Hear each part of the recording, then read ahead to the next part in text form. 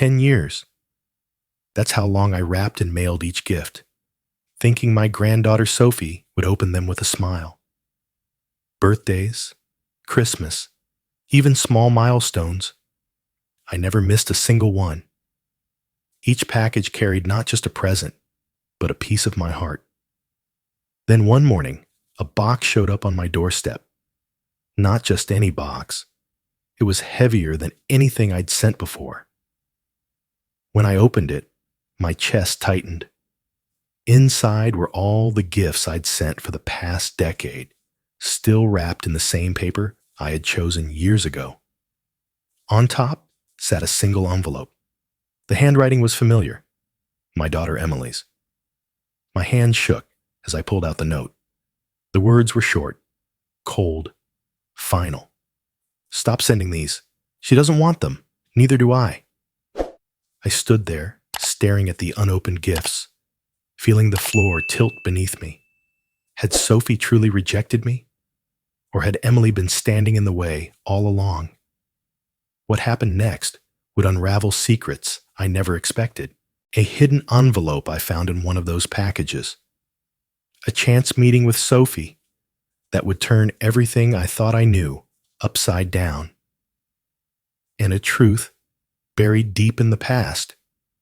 The kind that doesn't just change the story. It changes everything. Stay with me, because this isn't just about gifts returned. It's about the lies we tell in the name of love and what it takes to break through them. I turned 68 last spring, though sometimes my bones feel a decade older. The house I live in now is quiet, too quiet most days. I built it myself, back when I still had the strength in my hands and the certainty in my mind that wood could solve anything. I was a carpenter for 40 years. I built cabinets, porches, even small homes for other families. But I never seemed to find enough time to build what mattered most, my own family. Linda, my wife, used to say the shop smelled more like home to me than our kitchen. She wasn't wrong. She passed 12 years ago, and I still find myself walking to the workshop when the silence gets too loud. It's safer than thinking about the people I've lost, especially Emily. Emily is my only daughter.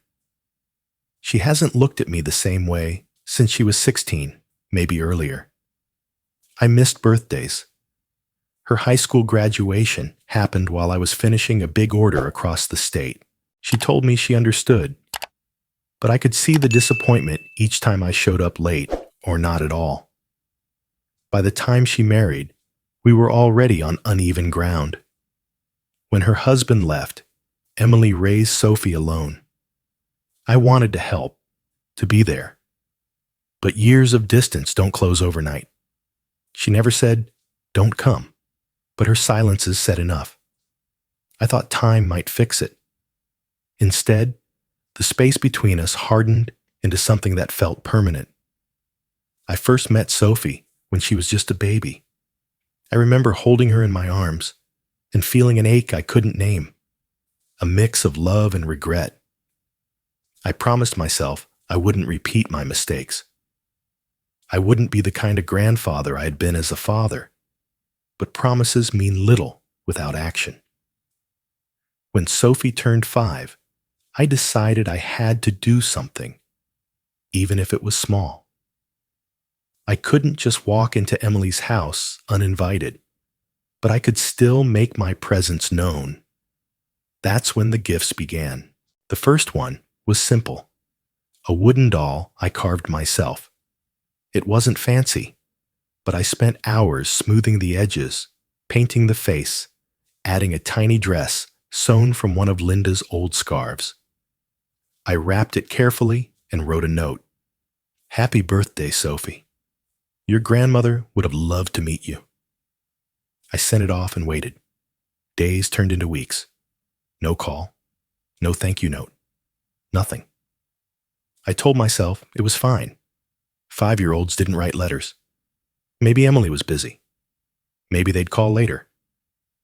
The second gift was a book of fairy tales I'd once read to Emily.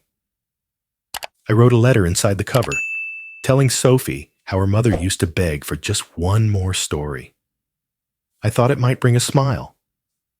Again, silence. By the third year, the silence felt heavier. I decided to write to Emily directly. I didn't accuse, didn't demand. I just asked if Sophie had received the gifts. Weeks later, an envelope came back.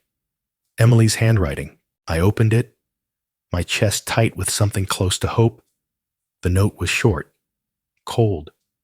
Send them if you want. Don't expect anything back. It stung more than I cared to admit. Still, it wasn't a rejection. Not entirely. It was permission, however begrudging.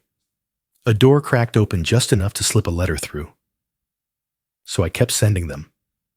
Every year, twice a year, birthday, and Christmas.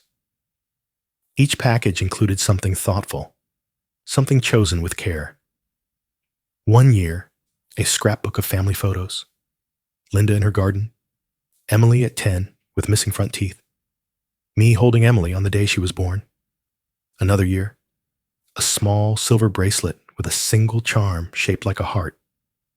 Each time I wrote a letter. Not long, but personal. I told Sophie about the grandmother she never met, about the Christmas mornings when Emily used to sneak downstairs early to shake the boxes under the tree. I told her about my workshop, the smell of fresh cut pine, the way sawdust would cling to my boots. I never knew if the words reached her. I convinced myself they did. I imagined her reading them, maybe tucking them away like little treasures. That thought kept me going. Every so often, I thought about just showing up at Emily's door. But I remembered the tone of her note, the way she'd looked at me the last time we spoke. I told myself I didn't want to make things worse. So I settled for the gifts, for the letters, for the hope that persistence would eventually thaw the ice. 10 years is a long time to hope. But I told myself that if I'd spent decades building houses from scratch, I could spend a few more years building a bridge to my granddaughter, even if I had to do it one package at a time. The routine became my quiet ritual. Twice a year, once in June for Sophie's birthday, and again in December for Christmas, I wrapped a box with care, always choosing the paper that reminded me of Linda's style, simple, understated, but warm. As Sophie grew older, my gifts grew with her. When she was 8, I sent a set of watercolor paints with brushes so fine they could bring a field of flowers to life on paper. When she turned 10, I made her a scrapbook, half filled with photos, half blank, so she could add her own memories. At 12, it was a Polaroid camera, the same kind Emily used to love. And at 14, a silver locket with a place for 2 photos, one of her, one of me, if she chose to put them there. I chose each gift carefully, thinking about what stage of life she was in, what might mean something to her. Every box had a handwritten letter tucked inside, just like before. I told her about Linda's garden, about the fishing trips I used to take with Emily, about how proud I was of her, even from afar. Year after year, the silence didn't break. There were no thank you notes, no calls, no signs she even knew who I was beyond the name on the package. But I kept sending them. Teenagers don't write letters, I told myself. Maybe she liked the gifts, but didn't know how to respond. Or maybe Emily didn't want to encourage contact. Still, I clung to the thought that persistence meant something. It was a strange sort of hope, small, but steady. Then came the first odd sign. It was a package returned to me one February, marked undeliverable, wrong address. I knew the address was correct. I had sent packages there for years. I double-checked the handwriting, the zip code, everything. Nothing was wrong. I repackaged it and sent it again. This time, it went through. I tried to shrug it off as a postal mistake. But it happened again 6 months later. Another box came back. I sent it again, and again it was eventually delivered. Each time, it left a small splinter of unease in my chest. When I asked Emily about Sophie in phone calls, rare, strained conversations, she would answer in clipped tones. "She's fine, Dad." "What's she into these days?" I'd ask, trying to keep it casual. "She's busy, school, friends, usual stuff." Her voice always carried the same edge, as if the call was an obligation, not a choice. She never mentioned the gifts, and I didn't push. Not yet. Then came the moment that shifted my quiet doubts into something sharper. One Saturday morning, I stopped by a small neighborhood market on the edge of town.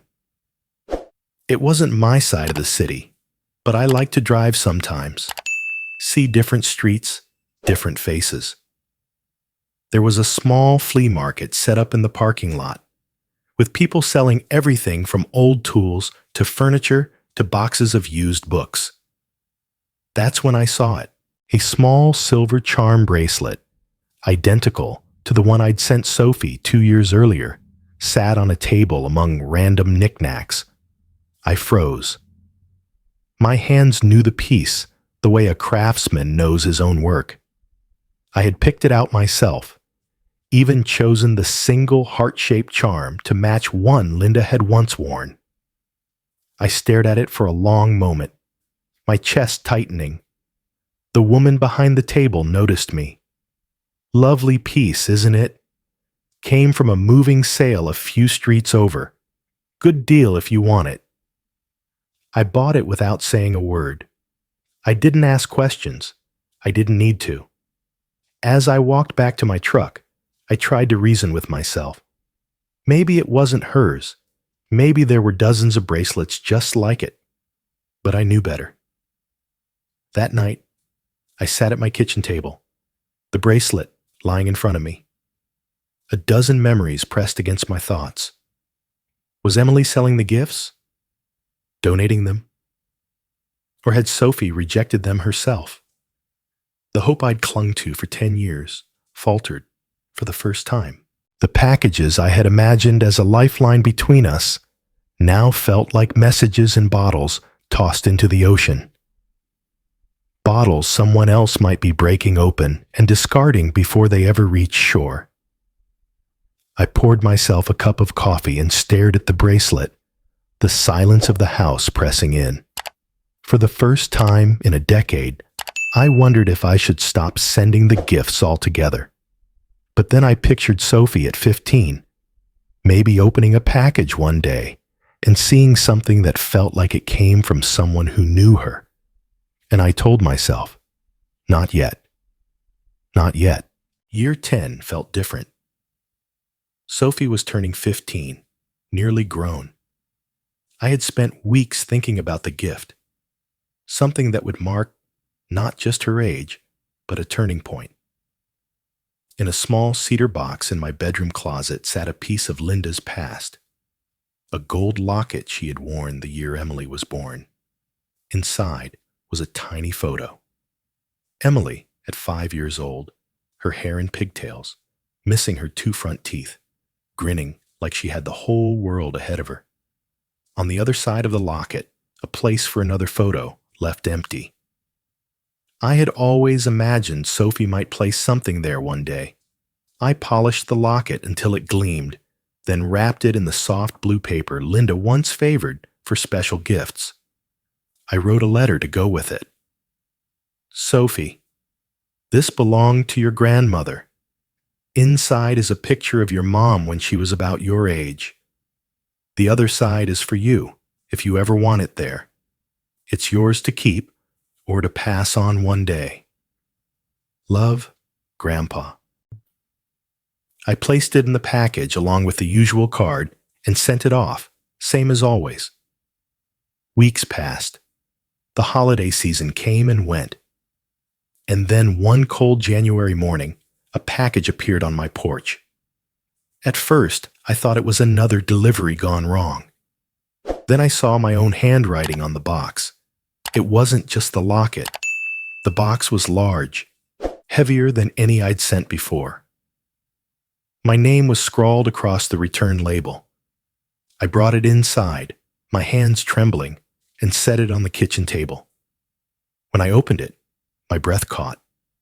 Inside were all the gifts I had sent for the past 10 years. The scrapbook, still wrapped. The Polaroid camera, untouched in its box. The bracelet, the books, the wooden doll I had carved by hand a decade earlier. Each one looked exactly as it had the day I sent it. Carefully wrapped, carefully sealed, and never opened. My stomach turned cold. 10 years of effort, 10 years of quiet hope, sitting in front of me like a museum exhibit of wasted time. On top of the pile was a single white envelope. The handwriting was unmistakable. Emily's. I opened it slowly. The note inside was brief, the words clipped and sharp. Stop sending these. She doesn't want them. Neither do I. I sat there staring at the words, the air seeming to thin around me. My first thought was of Sophie. Did she truly not want these things? Had she known all along and chosen silence? Or had she never seen them at all? The second thought was colder. Maybe Emily had made that choice for her. I leaned back in my chair, my eyes drifting to the untouched gifts. A decade of my life, 10 years of carefully chosen packages, returned without a single one opened. I thought I'd known what it felt like to fail someone. But this was different. This was final. I was about to close the box when something caught my eye. One of the packages, a small square wrapped in red paper, seemed oddly bulky. I pulled it out. The tag said it was for Sophie's 12th birthday. I noticed something strange as I turned it over. A thin envelope taped to the underside, almost hidden. My name wasn't on it. Sophie's was. The handwriting, however, wasn't hers. It was Emily's. I slipped the envelope free, my pulse quickening. The flap was still sealed, as if it had never been opened. For a moment, I considered leaving it alone. But then I thought about all the years I had wondered, all the questions I had swallowed. I broke the seal. Inside was a single folded note. I opened it, expecting a message for Sophie. Instead, it was just a few lines. Don't expect anything from him. You don't need his gifts. You have me. That's enough. My chest tightened. This wasn't just about the packages. Emily hadn't been neutral all these years. She'd been actively shutting me out. And Sophie, she had no reason to believe otherwise. I set the note on the table beside the pile of unopened gifts. For the first time, I felt something stronger than sadness. It wasn't anger exactly, but a determination. 10 years of silence had been built on a lie, and I couldn't let that be the end of the story. The locket still lay in the box, gleaming softly under the kitchen light. I picked it up, turned it over in my hands, and knew this wasn't over. Not yet. The house felt smaller, with all the boxes stacked around me. 10 years of birthdays, Christmases, and silent hopes sat on my living room floor, like ghosts I'd invited in without realizing. I lowered myself into the old armchair and just stared at them. I picked up the wooden doll I'd carved for Sophie's 5th birthday. Its paint was still bright, the edges still smooth from the hours I'd spent sanding.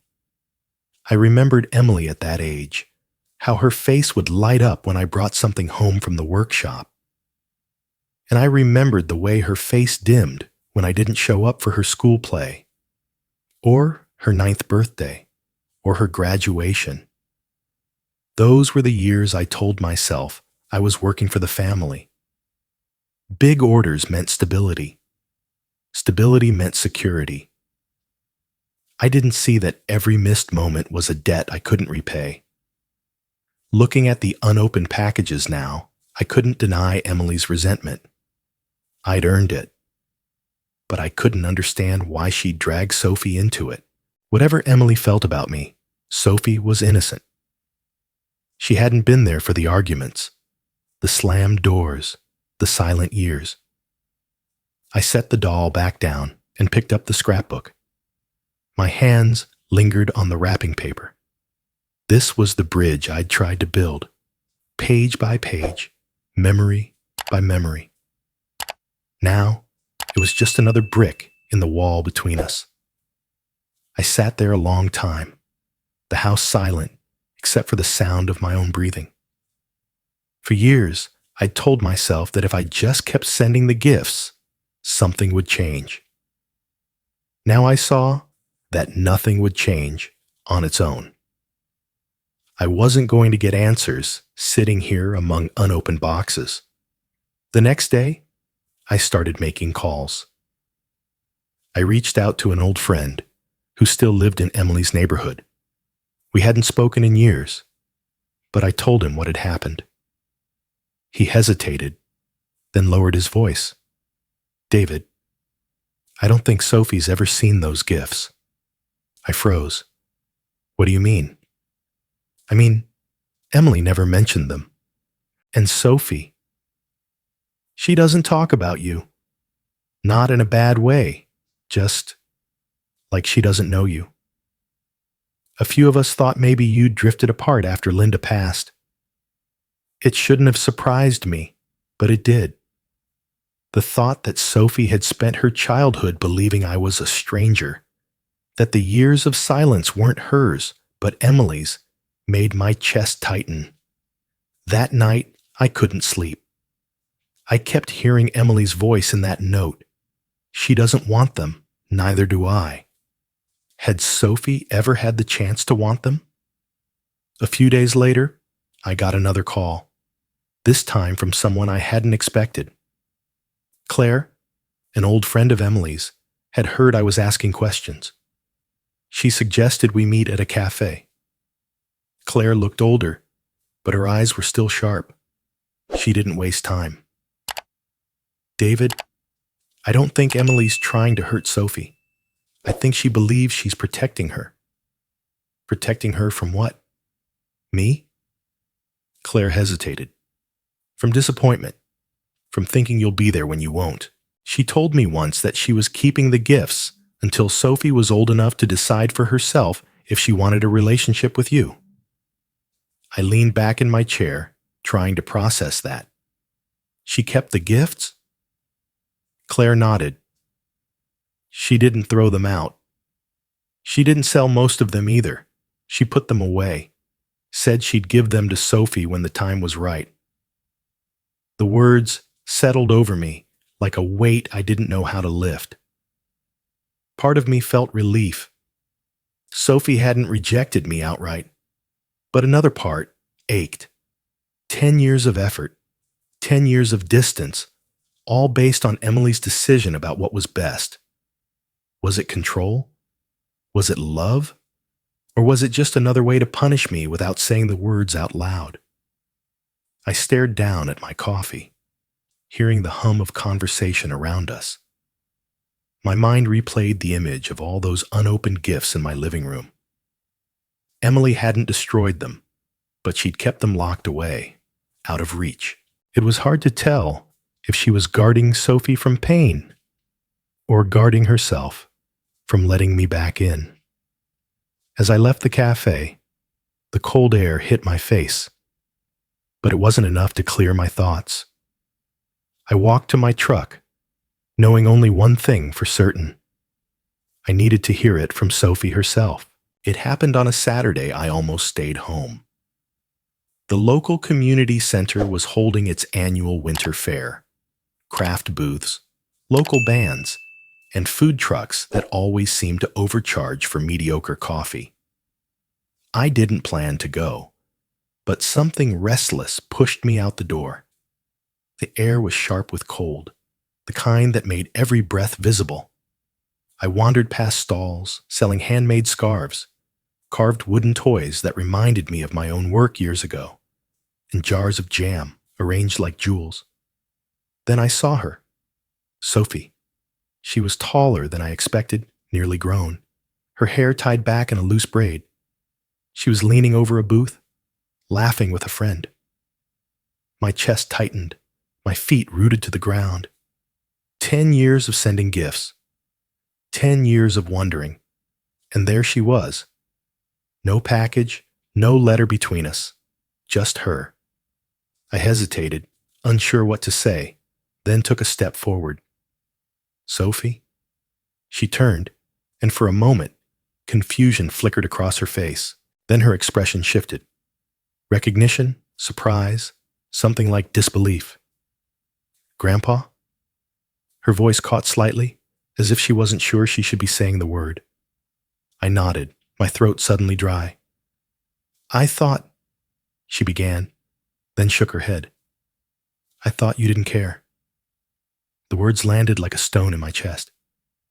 I cared more than you know, I said softly. I've been sending you gifts for years. Letters. Did you ever? She frowned. Gifts?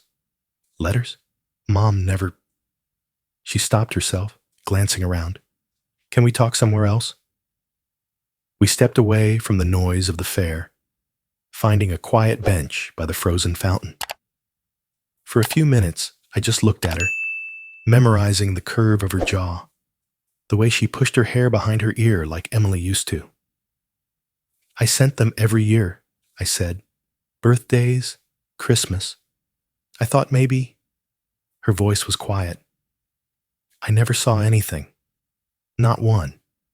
I thought you just didn't want to be part of my life. My chest ached. That couldn't be further from the truth.